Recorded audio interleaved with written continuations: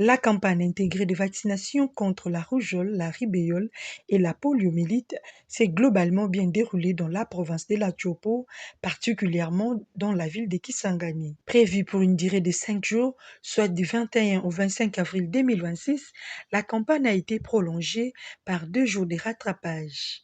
Une stratégie qui a permis d'atteindre davantage d'enfants, notamment dans les zones difficiles d'accès, comme l'explique le docteur Bienvenu Komobitalo, chef des divisions provinciales de la santé de la Tchopo. Les 2 derniers jours, nous nous sommes rendus compte qu'il y avait encore des parents euh, qui avaient toujours des notions, même si on a crié, mais c'est comme s'il y aura quelqu'un qui va passer pour vacciner l'enfant. Alors il y avait des émissions radio, on a sensibilisé dans des églises, pour dire, même dans des marchés, pour dire que cette fois-ci, la stratégie, c'est une stratégie fixe, avancée.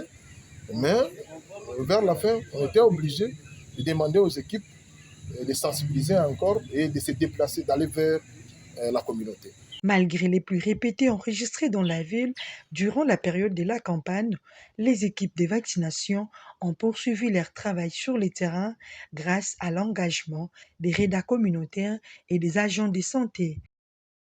Je félicite les médecins chefs de zone puisqu'ils étaient toujours là au rendez-vous. On a vraiment organisé les réunions de poste de commandement. Chaque jour, chaque matin, il y avait des réunions de poste de commandement qui nous ont aidés à corriger beaucoup d'imperfections, et surtout par rapport à la saisie des données, la complétude des rapports et la promptitude, mais aussi la qualité de ces données qui sont encodées. En tout cas, le poste de commandement nous a vraiment aidés, mais aussi les descentes sur terrain. On était vraiment au rendez-vous.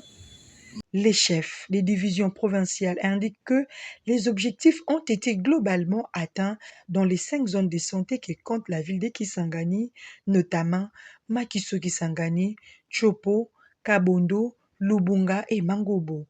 Lors de cette campagne, quelques cas de rougeole ont été enregistrés.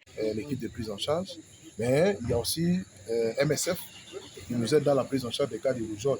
Présentement, ils sont à Yakusu pour organiser la prise en charge des cas des enfants malades de la rougeole.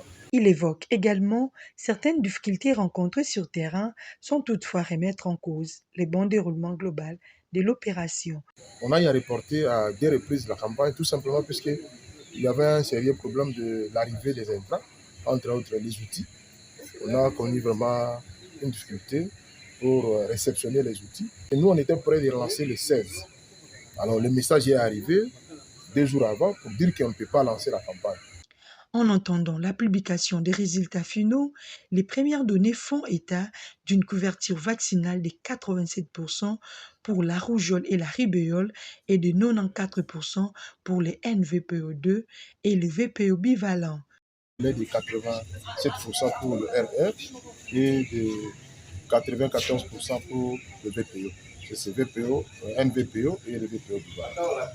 Lancée le 20 avril 2026 à Kisangani, cette campagne concernait le 23 zones de santé de la province de la Tchopo. Elle ciblait les enfants de 6 mois à 14 ans pour la rougeole et la rubéole et de 0 à 59 mois pour la poliomyélite. Au total, plus de 3 millions d'enfants étaient concernés à travers la province.